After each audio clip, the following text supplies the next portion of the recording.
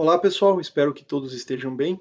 Na presente aula nós vamos tratar, dando continuidade à ideia de caracterização de antenas, vamos tratar da fórmula de Fries.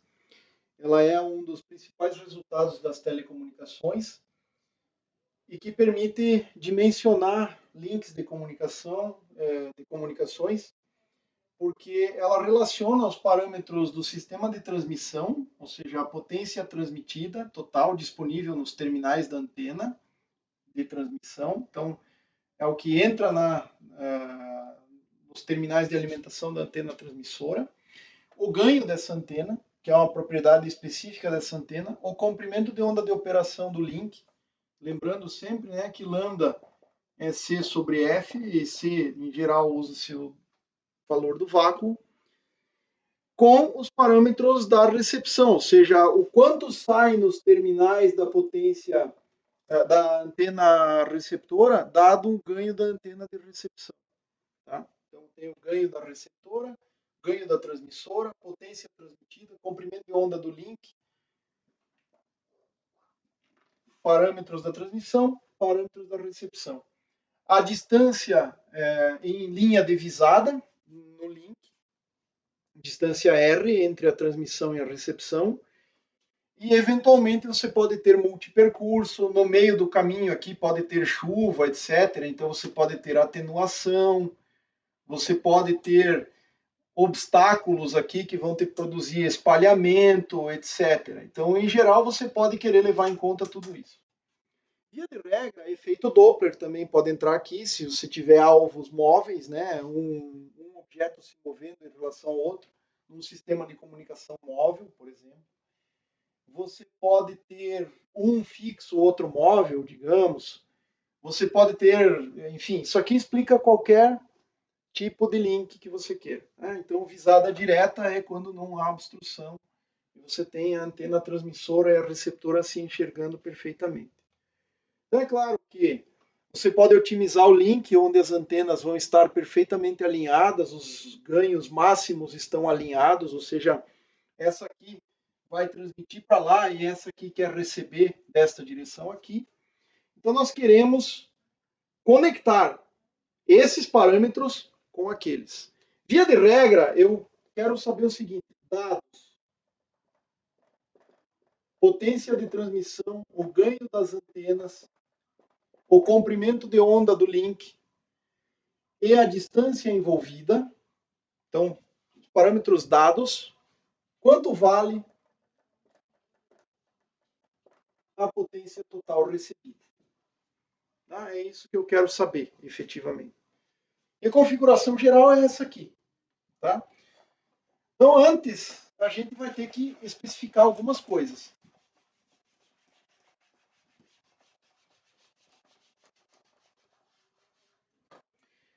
A antena como receptor.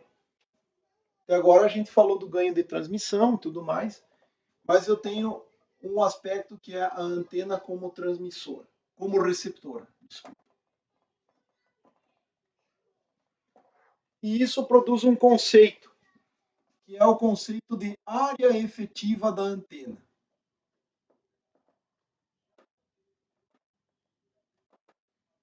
Na sequência vai ficar perceptível porque isso aqui é importante. Tá? Então, fazendo um parêntese um pouco maior, vocês podem procurar aqui alguns tópicos interessantes. Um deles é chamado de câmara anecoica. Câmara anecoica. A câmara anecoica é um dispositivo, na verdade, uma câmara relativamente grande, cujo tamanho depende especificamente da faixa de frequências que você quer caracterizar para fins de caracterização de antenas. E ela é exatamente usada para isso, usada para caracterizar antenas.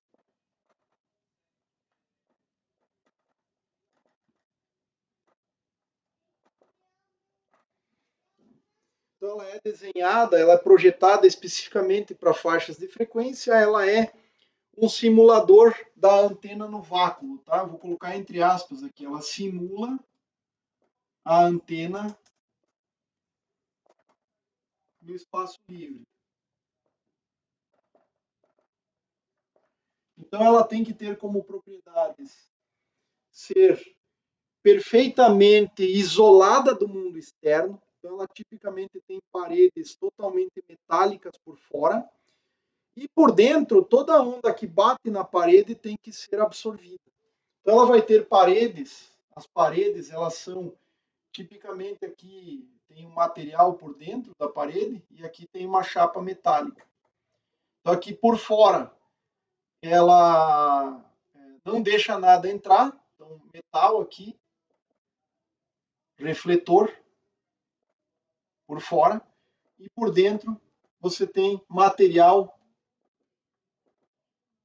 nas paredes, material totalmente absorvedor. Ideal aqui, eu vou colocar entre aspas, porque ideal no mundo prático nada é, né? Você tem alguma. Idealmente, o que vem de fora volta e a antena está aqui em alguma região com uma mesa rotatória em geral. Você coloca a antena aqui, ela é capaz de girar assim, depende do sistema, claro. Girar em todos os ângulos θ-φ. Você vai ter uma antena receptora aqui, digamos assim. Você vai ter um sensor, digamos aqui, esse é o sensor do seu sistema, tá? E tudo que vem aqui, ó, emitido por essa antena, essa aqui é a antena em teste, tudo que é emitido pela antena, ao bater nessa parede, não volta. Se voltasse, veja, a antena, o sensor, né, a antena do sensor receberia um raio direto e um refletido pela parede. E aí você teria um efeito não desejável na medida e na caracterização da antena. A antena ela é caracterizada como o objeto na origem e o observador está no infinito. Claro que esse infinito não dá para fazer na prática, então essa distância do sensor até a antena é feito para que ele seja muito maior do que lambda, tantos lambdas, digamos assim, e as paredes, o que vai para a parede é como se estivesse indo para o infinito, não volta. Mas de fora também não há ruído, então é uma estrutura totalmente isolada que te permite caracterizar a antena. E te permite caracterizar a antena em duas vias.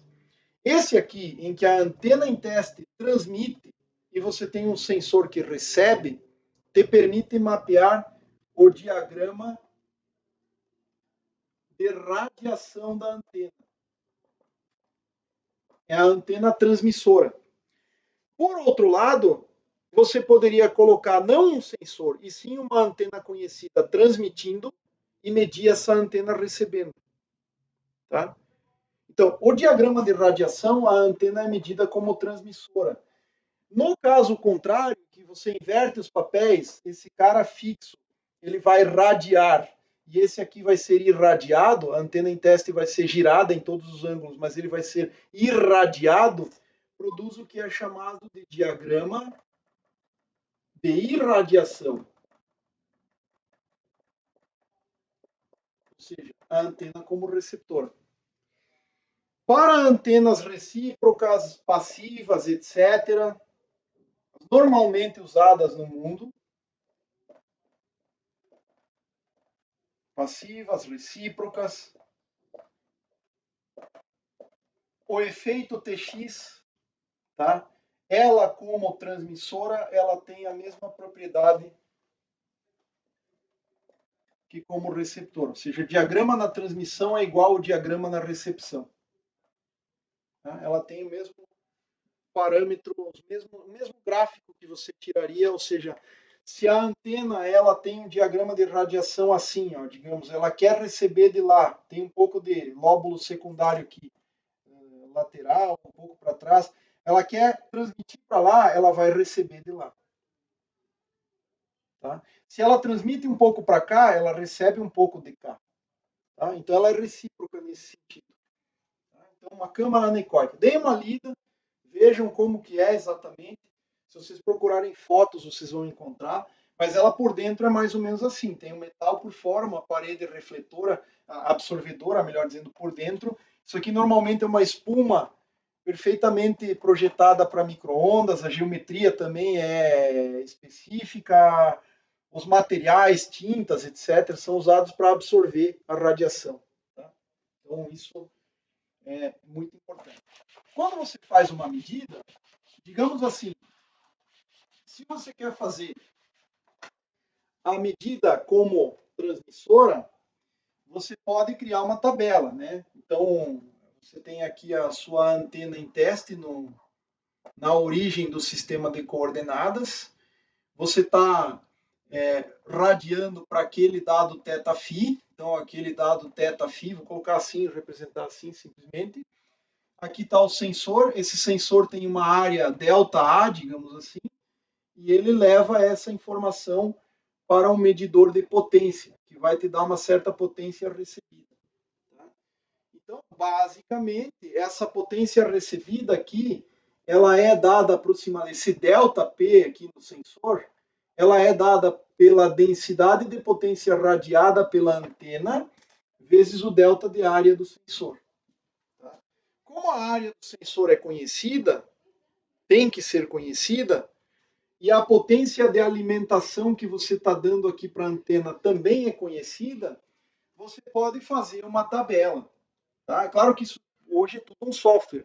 Então aqui você tem o sensor, idealmente você poderia, tanto faz, né? É meramente questão de convenção. Você poderia fixar o R da antena até o sensor e rodar o sensor em todo o θφ, ou você poderia fixar a posição do sensor e rodar a antena. Mas no mundo prático é mais fácil rodar a antena.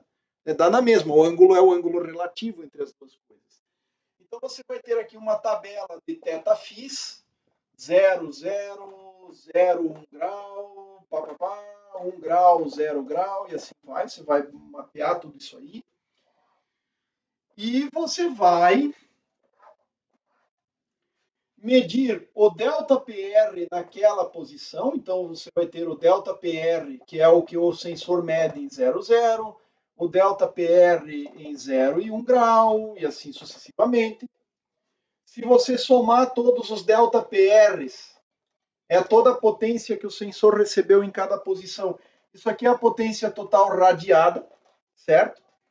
Aqui você pode medir a S-rad em cada θφ, porque o R está fixo, né? A distância do sensor é fixa. Então, efetivamente, isso é a função de θφ, que é basicamente o ΔPR dividido pelo delta de área do sensor. Esse sensor aqui, hipoteticamente, idealmente, teria uma área no limite quando o ΔA tende a zero, mas é óbvio que isso não é possível de fazer no mundo real. Então, você vai ter o ΔPR de 0, 0 dividido pelo ΔA, o ΔPR de 0 e 1 grau dividido pelo ΔA, etc. Quanto melhor for a resolução angular, menor terá que ser a abertura angular desta área, desse sensor aqui. Mas você pode fazer isso efetivamente, de alguma forma. Suponha que você saiba quanto vale essa área do sensor, tá? E aí você vai ter o ganho da antena, né? O ganho G de θφ. Claro que você, depois que você descobriu isso aqui, você pode fazer o seguinte cálculo, né? P rad total dividido pelo Pin, que você sabe te dá a eficiência de radiação. Então você está trabalhando a antena como transmissora. Então aqui Tx, antena como transmissora. O ganho vai ser simplesmente 4π r quadrado S rad dividido pelo Pin, que você sabe quanto vale, né? E o PRAD você também sabe, então você sabe a diretividade, sabe a eficiência e tudo mais. Então, esse RAD você calculou, você pega o valor calculado aqui, por exemplo, no R é fixo em 0 grau, 0 grau, depois em 1, blá, blá, blá, e assim você monta toda a tabela e todo isso aqui te permite, então, no fim, fazer o gráfico desse G de θφ. Então, é isso que faz uma câmara anecoica. Ela mede esses parâmetros. Agora, é claro que você poderia muito bem fazer a antena como como receptora. Então, se você tivesse RX aqui, RX, para a antena em RX, você vai fazer o seguinte: você vai admitir o seguinte, tá? A antena como receptora, ela está aqui, certo? Você vai ter uma antena colocada longe, essa antena colocada longe, então essa aqui é uma antena de excitação do sistema, ou seja, de transmissão de sinal aqui, ela vai emitir ondas esféricas naturalmente, mas ao chegar aqui, isso é uma onda plana uniforme, porque você está assumindo que esta distância R é bem maior do que o lambda, e isso aqui produz então uma densidade de potência incidente vetor, né? Isso aqui é um vetor que sempre está vindo de lá, tá? Da antena, que é o que era o sensor, agora passa a ser um transmissor. E essa antena aqui também, você vai girar aqui, vai girar para cá, etc., de tal maneira a reorientar essa antena arbitrariamente. Nos terminais da antena, você coleta, essa aqui é a antena em teste agora, continua sendo no centro geométrico do sistema, a antena em teste, ela continua sendo girada aqui, você vai medir nos terminais dela um delta PR para cada, ou seja, uma potência recebida para cada ângulo θφ que você orienta ela aqui, dado um sistema de coordenadas, digamos que aqui é x, y e z, aquele cara está fixo, você gira essa aqui. É como se girasse todo o sistema de coordenadas aqui na prática. Mas o ângulo é relativo, é isso que interessa. Então, o que você vai fazer? Para cada θφ, você vai medir a potência total recebida nos terminais da antena, θφ. Você vai fazer essa tabela. Agora, isso aqui não é mais importante. E como você sabe qual é o módulo da densidade de potência incidente, porque você sabe quanto esse cara transmite, 4πr², né? Então, você sabe que essa densidade é proporcional à potência do transmissor aqui, dividido por 4πr², vezes um fator de ganho, efetivamente, possa ter essa antena, mas ela é conhecida, ela não está em teste, ela é conhecida. Então, você sabe a densidade de potência que chega. E aí você vai medir essa quantidade aqui, ó, área efetiva da antena. Notem que a potência recebida de uma antena, dado um θφ, é a densidade de potência incidente, que é watts por metro quadrado. Para você ter potência, você tem que multiplicar por uma quantidade chamada de área efetiva, e isso aqui depende de θφ. Certo? Então, uma vez que você conhece esse, você mede esse, a área efetiva da antena de θφ. Tá? A área efetiva vai ser medida como sendo potência dividido pelo S incidente. Potência naquele θφ, por exemplo, aqui 0,0, dividido pelo S incidente. Potência recebida quando o ângulo relativo é 0 e 1 grau, dividido pelo S incidente, e assim sucessivamente. Então, você vai caracterizar totalmente a antena receptora por uma área efetiva. Tá? Acontece que a área efetiva e o ganho da antena, ou seja, o parâmetro que você mede na transmissão, na antena como transmissora, como Tx, você mede o ganho. Na antena como Rx, você mede a área efetiva. E existe uma relação, que eu não vou demonstrar aqui, daria para fazer por indução para o dipolo elétrico. Tá? Como é que você poderia fazer? Você poderia colocar o dipolo, está chegando uma onda plana, a onda plana tem um campo elétrico, esse campo elétrico induz uma diferença de potencial no fio, V quadrado sobre a resistência do fio, te dá lá uma potência recebida, esse V quadrado depende das dimensões da antena, blá, blá, blá, mas você chega lá para, ao final das contas, calcular uma área efetiva. E aí eu poderia dizer, olha, isso aqui vale para o dipolo, vale para outras. Mas, para não ficar fazendo um método indutivo e sem fazer nenhuma demonstração, acreditem nesse fato. A área efetiva de uma antena, num ângulo θφ, se conecta com o ganho pela seguinte expressão. 4π vezes lambda quadrado dividido pelo G. Desculpa.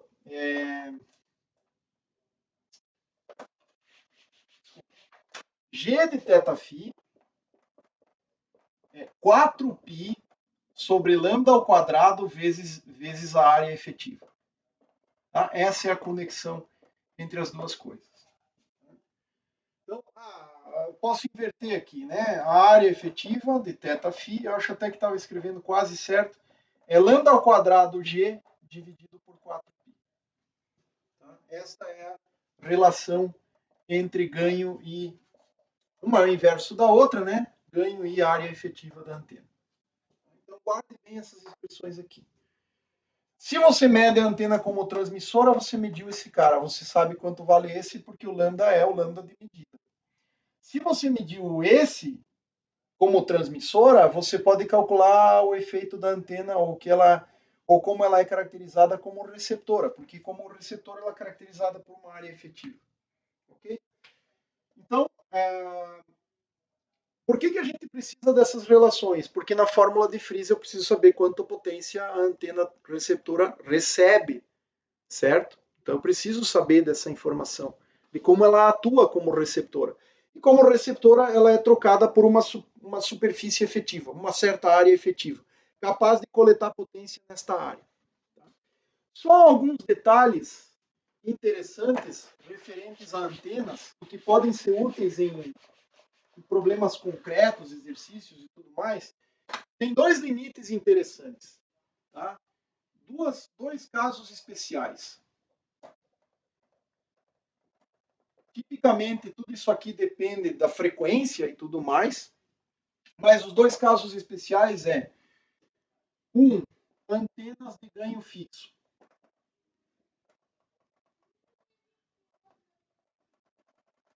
Dificilmente isso na prática acontece, tá? Mas G não depende de lambda. Tá? Aí, se G não depende de lambda, significa que a área efetiva, se você olhar para essa forma, para isso não depender de lambda, tem que cancelar esse lambda quadrado. Então, esta área tem que trazer um lambda quadrado. Então, a área efetiva vai ser proporcional ao lambda ao quadrado. Tá? Então, essa é a situação número 1, ganho fixo. Essa, como exemplo, na aproximação em que é válida, é o dipolo elétrico curto. Para um dipolo curto, tá? Ou para um dipolo em geral, já que o ganho meio que satura, a eficiência vai para 100%, o ganho é aproximadamente 1,5 e é quase que invariável com a frequência. Né? Se você tiver eficiência unitária, tá? Supondo já passou da limite de muito baixa frequência, ele ainda é dipolo curto, a eficiência unitária vai para 1,5 aproximadamente. Tá? E o segundo caso, que é muito interessante para nós, são as antenas de área física, de área efetiva fixa. Tá? Então, a área efetiva é aproximadamente independente de lambda, é aproximadamente dada, né, aproximadamente por isso aqui dá para até escrever como uma igualdade, um fator de eficiência chamada eficiência de abertura da antena, a área da antena é considerada uma abertura, vezes a área física dessa antena. Tá? E nesse caso, o ganho dessa antena vai com o inverso do lambda ao quadrado. Né? Lembre, ganho é 4π vezes a área efetiva sobre 4π. Claro que sobre lambda quadrado. Sobre lambda quadrado. Lembre que tudo depende de θφ aqui. Então, se esse cara é fixo, o ganho vai com o lambda quadrado inverso. É isso que vai acontecer. Exemplos nesse caso aqui, refletoras parabólicas.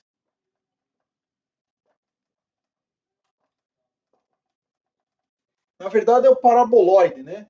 Imagine que você tem um paraboloide aqui, de raio A na abertura, raio A para o paraboloide. É claro que essa antena, ela a partir do centro aqui, ela tem um elemento que está no foco, que é chamado de elemento excitador da antena, ou alimentador da antena. Esse aqui é o alimentador. Em geral é um dipolo. Em geral é uma antena dipolo que está lá dentro da cápsula, tem um dipolo. Mas tem outras tantas formas. Esse aqui é o disco circular, tá? Então esse aqui é o disco. É o mais comum. Disco com a boca do paraboloide aqui, um disco circular. Tá? Essa antena ela vai ter ganho dado aproximadamente por. Note que se você considerar a área física π vezes a quadrado, π vezes a quadrado, e aí você usar isso aqui, ó, você vai ter 4 π quadrado, porque veio do raio da antena vezes ao quadrado vezes π, o raio da abertura circular lá, por isso chamado de abertura, a eficiência da abertura, tá? Vezes quem? O raio dividido pelo lambda ao quadrado. Raio da abertura pelo lambda ao quadrado. Então essa aqui é o ganho, uma fórmula de ganho máximo, tá? É o ganho máximo, ela tem um cone de abertura bem estreito. É o raio de ganho máximo. Tá? O detalhe interessante é que essa eficiência de abertura aqui, você pode tomar ela como entre 0,6 e 0,8. Claro que tem antenas com eficiências de abertura um pouco maior, e esse valor aqui ele vem do fato de que o campo produzido pelo alimentador não consegue ser totalmente, não consegue preencher totalmente a área. Então você tem uma eficiência de área aqui, de área física. Tá? Normalmente, se você quer ser um pouco conservador aqui para estimar o ganho pior que você teria, o limite inferior de ganho, normalmente isso é um parâmetro mais importante, né? Quanto maior o ganho, melhor em geral, é usar o 0,6. Então, mas você pode adotar outro valor, só que o 0,6 é um valor bastante conservador, digamos assim. Você vai ter o pior caso para essa antena. E note o seguinte, tá? Se você quiser usar uma antena parabólica para trabalhar numa frequência de 1 MHz, o lambda de 1 MHz é 300 metros. Para que você tenha um ganho perto de 1 aqui, ou perto de 10 vezes, digamos assim, se você quisesse isso aqui 10 vezes, né? 4 vezes π quadrado daria 40, mas tem o fator da ordem de 10 aqui. Se o lambda é 300, isso aqui está ao quadrado, o raio da antena tem que ser da ordem do lambda, tem que ser da ordem de 300 metros. Fica inviável para você fazer uma antena refletora parabólica operar em 1 MHz. Tá? Então, esse tipo de antena de aberturas, que são as refletoras parabólicas, elas tipicamente são empregadas em microondas, onde o lambda é da ordem de centímetros, e aí você faz um tipo, antena Sky, uma antena que é um pratinho de, sei lá, 1 metro de diâmetro, no máximo, é menor que isso, mas a 1 metro de diâmetro, no máximo, você tem um ganho relativamente grande, porque 1 metro comparado a um lambda de alguns poucos centímetros, né? Normalmente um link de comunicação via satélite usa lá 10 GHz, frequência de 5, 10, 15 GHz, o lambda vai ser da ordem de 10 centímetros. Então aqui você já teria um fator da ordem de 10 vezes, ao quadrado é 100, e ainda tem esse fator aqui. Tá? Então você faz ganhos de antenas bastante grandes em microondas. Por outro lado, é uma antena do tipo dedicada a alta frequência. Em baixas frequências, para aplicações usuais, você não tem a viabilidade desse tipo de antena aqui. O ganho não vai ser nada especial. Tá? Então, beleza. Dito isso, vamos voltar para a fórmula de Fries. Não é muito difícil de entender de onde que ela vem. Só lembra o seguinte, você tem aqui o Tx, do outro lado você tem o Rx, perdão, a uma distância R um do outro. Aqui você tem a potência transmitida, o ganho de transmissão, o lambda de operação, que vai ser recebido lá, obviamente, é o mesmo lambda, né? Então eu poderia dizer que isso aqui também é um parâmetro do sistema de recepção, é o mesmo lambda. Ou se tiver Doppler, esse cara aqui tem que estar sintonizado considerando um desvio Doppler aí, né? mas ele vai querer receber o lambda correspondente lá. E aí o que eu quero saber? Eu quero saber quanto vale PR. Só que PR vale simplesmente esse cara radia, então ele cria uma densidade de potência radiada que vai ser vista lá na distância R, supondo ângulos θφ aqui específicos, considerando esse cara aqui como o ângulo, o sistema de referência ao transmissor. Então, num dado θφ, ele está vendo o transmissor. Vezes quem? Vezes a área efetiva da antena naquele θφ. Num sistema de referência local que pode ser diferente.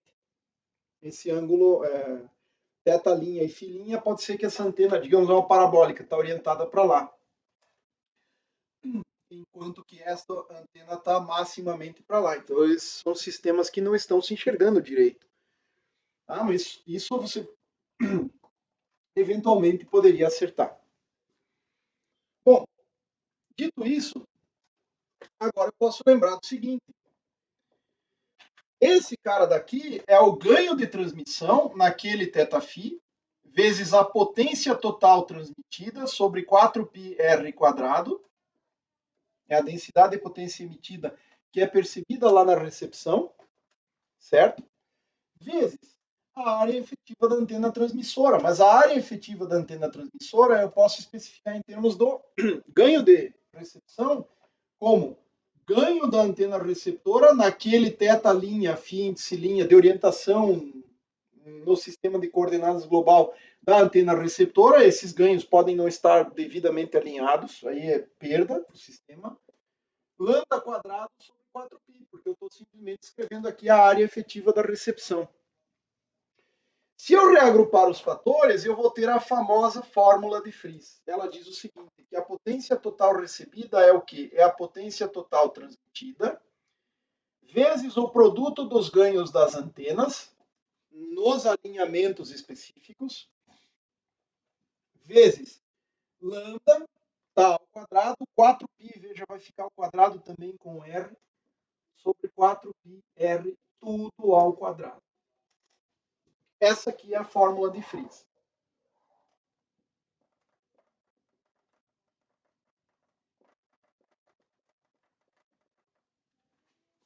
Mas ela está dada em guisada direta, espaço livre, tudo ideal, ganhos bem alinhados, eventualmente. O que eu posso fazer para colocar efeitos de sistema? Eu posso colocar ainda um fator de transmissão.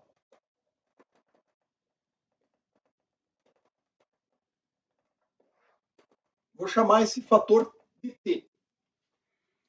E esse T aqui, ele vai ter o quê? Uma eficiência de ganhos, vou colocar a eficiência ΔG, vezes uma eficiência de polarização, porque pode ser que a antena transmissora quer transmitir vertical e a outra quer receber horizontal, daí não há comunicação. Então, é uma eficiência de polarização, vezes uma eficiência de multipercurso,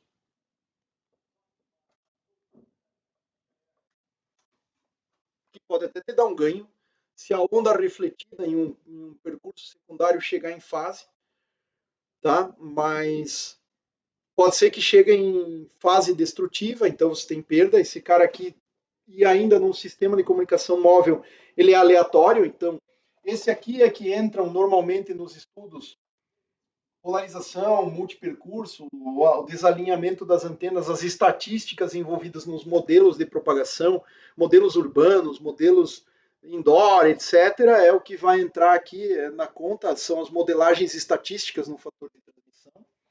Eventualmente, você tem aqui a absorção do meio. Você pode ter um meio material, por exemplo, comunicação de ponto A para o ponto B. No meio do caminho tem chuva, a chuva tem gotículas, ocorre espalhamento, uma parte é umidade mesmo, neblina densa, por exemplo. Muita umidade absorve micro-ondas, então a absorção do meio, vezes um eta de espalhamento, e aqui envolve efeitos de obstrução, etc. Então, efeitos de espalhamento. E mais quantos produto, né? Produto mais quantos termos você quiser incluir aqui. Então, a fórmula de Friis geral é aqui, olha. Potência recebida igual potência transmitida, produto do ganho das antenas, máximo, tá? Eu vou pensar aqui nos valores bem alinhados, então as antenas estão idealmente alinhadas, lambda sobre 4πr ao quadrado e vezes t. O fator de desalinhamento das antenas, se você colocar aqui o valor máximo, resta apenas um fator de ganho normalizado, de θφ para a antena transmissora, vezes um G de θ índice linha, φ índice linha para a antena receptora. E aqui são os ângulos, aqui você pode pensar em desalinhamento aqui. O ganho não é máximo, então esse G é um valor no máximo igual a 1, está tudo alinhado. Então 1, 1. No pior caso, está tudo desalinhado, 0 para um deles, aí já era. Tá? Então você vai ter isso aqui que é o efeito de desalinhamento.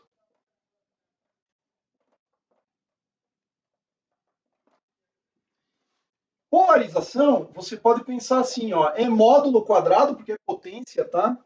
Do vetor de polarização da onda da antena transmissora, produto escalar com o vetor de polarização, vou usar epsilon para esses vetores, da antena receptora, só que como posso ter polarização circular, esse vetor passa a ser complexo, então complexo conjugado módulo quadrado. Esse valor aqui é no máximo igual a 1, tá? Menor ou igual a 1. Esse aqui também, menor ou igual a 1, no máximo igual a 1. Né? E limite inferior sempre pode ser 0. Limite inferior pode ser 0. Multipercurso. Esse termo aqui, reflexões que podem ocorrer e tudo mais, você pode pensar assim, ó, é módulo de 1 a onda direta, essa aqui é a visada direta, mais o somatório de gamas, que são aonde ocorre a reflexão J-ésima, eu posso ter multipercursos levando até a recepção, da transmissão até a recepção. Né? Então, digamos, eu tenho uma superfície aqui, a antena transmissora está aqui, a receptora está lá, vem uma onda por aqui, vem uma outra por aqui, vem a visada direta. Então, a visada direta mais somatório sobre todos os multipercursos. Gama, o gama é o que acontece aqui, ó, na superfície de reflexão, é o gama, é o coeficiente de reflexão do J-ésimo ponto de reflexão, módulo e fase, isso aqui é um número complexo, exponencial de imaginar, fase, né? É a fase porque tem uma diferença de caminho. Então, delta dr do J-ésimo caminho vezes K, né? Que é o fator de fase aqui. IK menos IK, né? Que é, bom, aí tanto faz, porque depende como você define esse cara. Módulo quadrado, tá? Mas basicamente tem uma cara assim.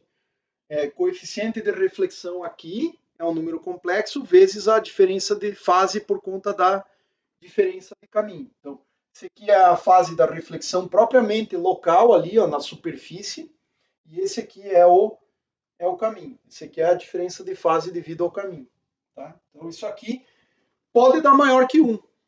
Isso aqui não está limitado a 1, porque se a onda direta interferir construtivamente com uma outra onda, vai dar maior que 1. Absorções. Isso aqui é uma exponencial de decaimento. Potência é 2 vezes. Lembram daquele alfa, coeficiente de extinção, ou coeficiente ou parâmetro de atenuação do campo? Agora é 2 vezes porque é potência. Ele pode depender da posição, então aqui pode ter chuva, aqui não. Isso vai ser integrado desde a fonte, transmissão até a chegada, até R. Alfa dr', dr', integrado sobre toda a distância propagada pela onda, desde onde sai até onde chega. Então, esse cara aqui, ele vai ser tipicamente menor que 1. Ele, no máximo, pode ser 1. Ele também pode ser, no máximo, 1, se não tiver perdas. Tá? E aí, espalhamento aí depende muito de que tipo de comprimento de onda, isso aí depende se tiver gotículas de água, etc. Também é um fator estatístico muito difícil de você calcular. Tá? Mas esses são os parâmetros que você vai envolver nesse parâmetro T aqui. Via de regra, a comunicação via satélite, para satélite geoestacionário, a camada atmosférica é tão pequena comparada com a distância total que, bom, pode ter uma atenuação significativa nessa camada, mas em geral você joga para 1 mesmo esse fator aqui, ou perto de 1. Né? O restante do problema é tão gigante em termos de distância que esse fator aqui é o menor dos seus problemas. Mas você pode calcular tudo isso, né? Todos os efeitos que tiver aqui no sistema de comunicação. Então, esse aqui é o fator de transmissão, que depende de alinhamento, casamento de polarização. Esse aqui é a polarização. Esse aqui é o multipercurso, esse aqui é a atenuação no meio. Então, aqui entra o meio material, que havia esse fato e esse aqui, ou que tem no meio do caminho, e entra o alinhamento das antenas. É isso que você tem que levar em conta. Mas assumindo que esses dois dá para alinhar, o restante, então isso aqui dá para fazer um. O restante que você muitas vezes não tem controle sobre. Tá? Então a fórmula de Friis diz isso aqui. Para ganho constante, isso é importante perceber o seguinte: para ganhos constantes, independentes de lambda, quanto maior o lambda, maior é a distância que você pode utilizar para fazer um link, dado que a potência recebida mínima é uma constante do sistema também. Tá? Então, você tem uma potência recebida mínima, uma potência transmitida que é dada pelo sistema de transmissão. Então, se isso aqui tem que ser uma constante, isso é uma constante e isso aqui também não depende de lambda, aumentar o lambda, que significa reduzir a frequência, aumenta o tamanho possível do link. Mas eu tenho que lembrar de um detalhe. Tipicamente, os ganhos dependem do lambda. Então, por exemplo, se você usar duas antenas parabólicas, a conclusão é o contrário. Aumentando o lambda, ou seja, aumentando a frequência, você pode aumentar a distância e o link ainda vai funcionar. Tá? Então, conclusões aqui têm que ser tomadas com certos cuidados, com certas premissas. Tá? Mas, tudo o mais constante, isso, tudo o mais constante, se você aumentar o lambda, você pode aumentar a distância. Tá? Ou seja, o alcance do link é maior quanto menor é a frequência. Mas, como eu falei, em geral tem dependências com o lambda aqui dentro embutidas. Então você tem que tomar um certo cuidado na hora de fazer esse tipo de análise. A fórmula de Friis geral é essa aqui. E ela, veja, conecta a potência recebida com os parâmetros do link. Comprimento de onda, a distância entre o transmissor e o receptor, os ganhos das antenas, potência transmitida e o fator de transmissão que depende do meio. Bom, é muito comum entender esse sistema como entrada é a potência transmitida. Aí o que você vai ter? Ganho da antena transmissora, fator de transmissão que é do meio, mais os desalinhamentos, etc., que se joga aqui no meio. Ganho da... aí você tem o efeito do espaço livre, que é um fator lambda sobre 4πr ao quadrado. Se não tivesse meio material, só isso aqui já bastaria para você ter um efeito do inverso do quadrado da distância. Isso aqui é chamado de G do free space, do espaço livre, tá? É o ganho do espaço livre. Lambda sobre 4πr é tudo ao quadrado. Mas tem que tomar um cuidado aqui, tá? Porque esse ganho, entre aspas, é em geral um número menor que 1. Então isso é uma atenuação, de fato. Tá? É porque, entendido assim, veja só, você como sistema, você pode entender o sistema assim. Potência entra no sistema e aqui eu tenho a saída. Quem que é a saída? PR é igual ao produto do que o que entrou, ou seja, o ganho do sistema. Ganho do sistema. Posso entender que é a potência de saída sobre a potência de entrada.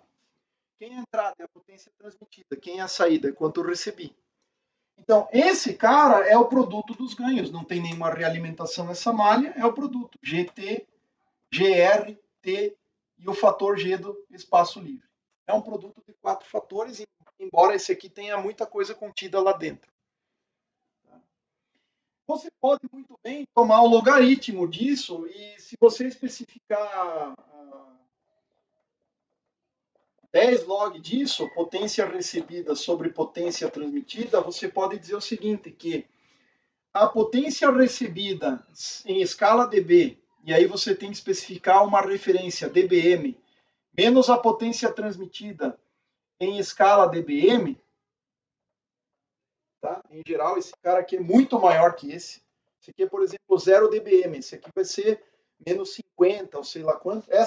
Essa diferença aqui, que de fato um ganho menor que 1, ou seja, esse número vai dar negativo em dB, vai ser igual ao ganho da antena em dB de transmissão, em dBi, mais o ganho da antena de recepção em dBi, mais o fator de transmissão em dB, e você vai converter esse cara também, vai dar menor que 1, tipicamente, mais o fator que eu sei que vai dar menor que 1, eu posso escrever, então, menos a atenuação do espaço livre.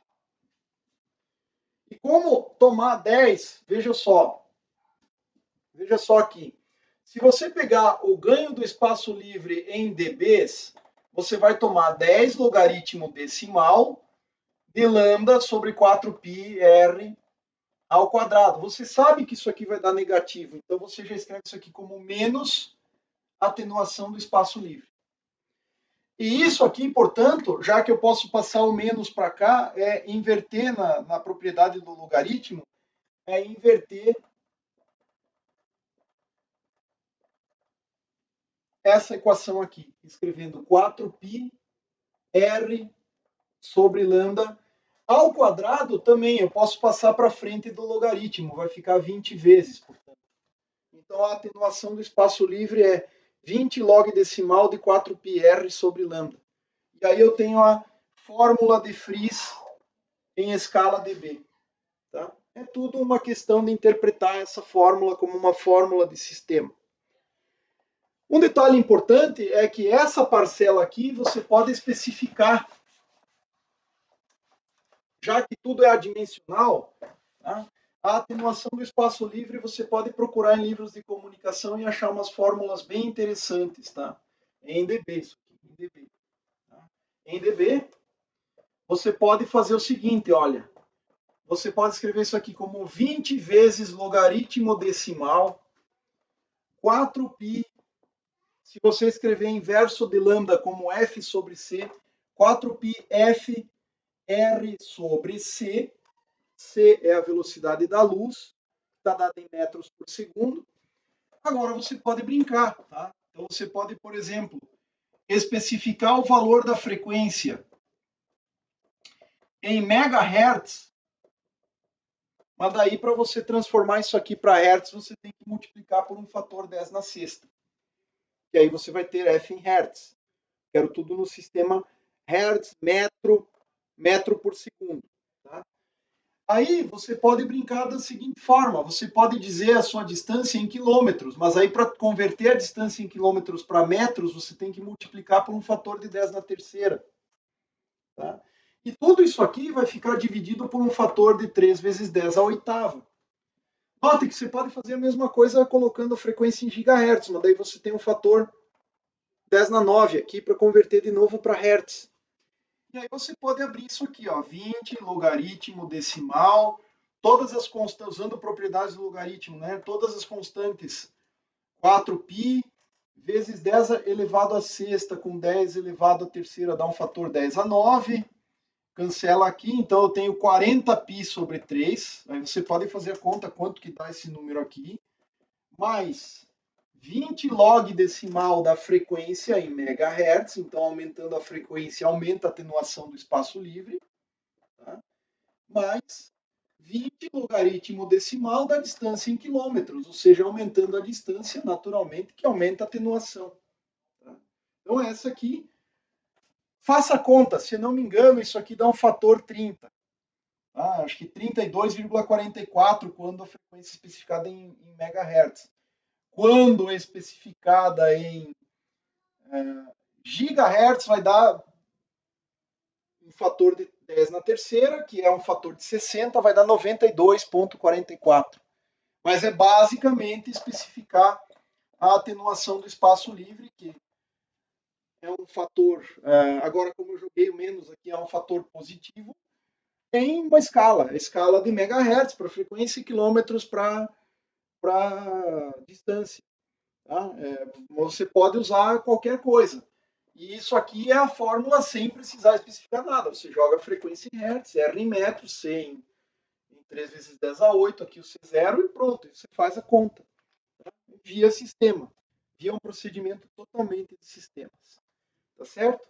Essa aqui é a fórmula de Fries em escala decibel. Tá?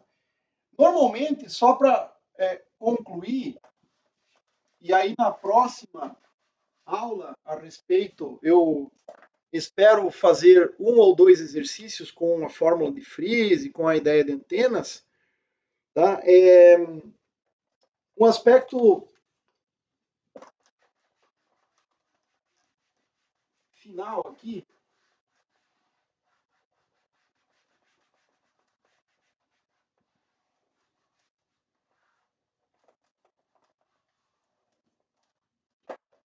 Então agora você tem o sistema, você pode calcular todas as quantidades aí, o fator de transmissão, o fator de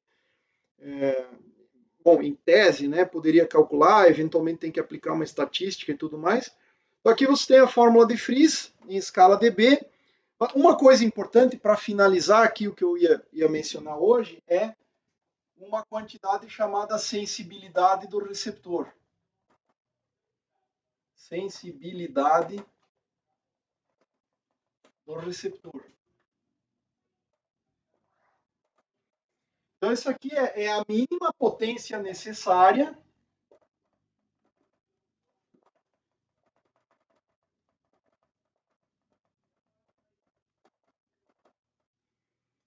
para o sistema RX de recepção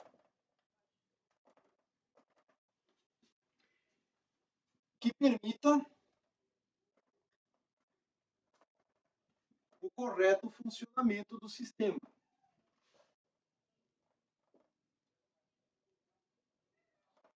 Ou seja, demodulação do sinal.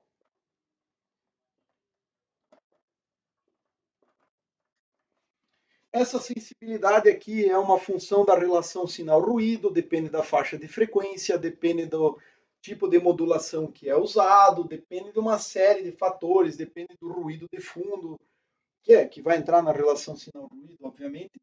Mas aqui, para nosso ponto de vista de sistema, é um parâmetro que normalmente o fabricante do rádio te dá lá, a potência recebida tem sensibilidade mínima usando tal configuração é tanto, dBm, ou dB watts, ou em watts, ou em miliwatts. Tá? Então, potência recebida mínima é o que a gente chama de sensibilidade S aqui, tá? Em escala dB, normalmente, eu vou usar PR mínimo mesmo, PR mínimo em dBm, um valor típico de sistemas de comunicação hoje, típico, em microondas, típico em microondas, menos 90 dBm. Tá? Se você faz a conta disso aqui, você vai chegar que potência recebida mínima em watts é 1 picowatt. Então, receber 1 picowatt já é suficiente para muitos sistemas comuns de telecomunicação operarem corretamente. Mas você nunca vai. Bom, em alguns sistemas a sensibilidade é bem menor que isso aqui. Você pode ir a menos 110 dBm em alguns sistemas, menos 110 dBm. Mas, geralmente, digamos que seja menos 90, você não vai trabalhar no 1 picowatt. Estou falando do ponto de vista de projeto, tá? Academicamente, a gente pode fazer. Qual é a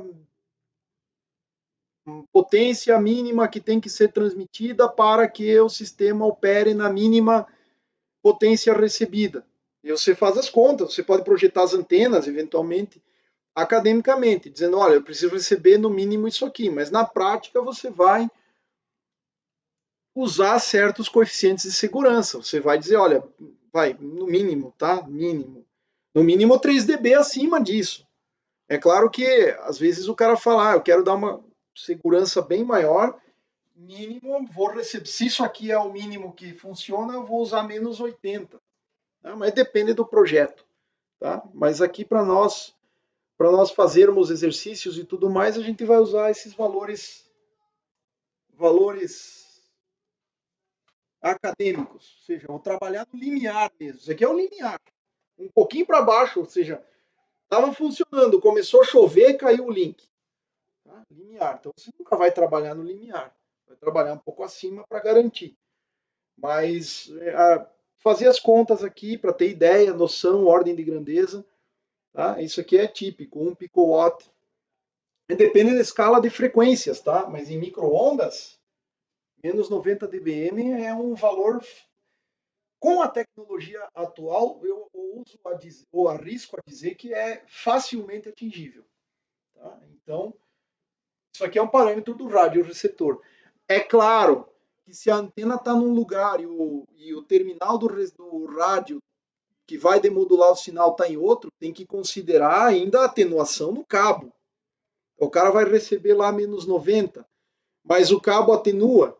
Então a antena tem que receber o menos 90 mais o tanto que vai atenuar no cabo. Tem que receber mais. Tá? Mas via de regra, a gente vai considerar 100 cabos atenuando em geral e ou se for o caso, não é difícil calcular na escala dB, é um sistema, né? Ou seja, naquele PR, potência transmitida e potência recebida, coloca um estágio anterior aqui, que é a atenuação no cabo e a potência de saída do radiotransmissor. E no final lá coloca a atenuação no cabo e a potência nos terminais do radioreceptor. Então você teria mais dois fatores de atenuação lá. Ou, além da atenuação no espaço livre, você desconta a atenuação nos cabos, nos cabos coaxiais tipicamente utilizados. Tá? Mas essa eu encerro por aqui. Na próxima a gente ainda discute alguns detalhes aí usando a fórmula de Fries.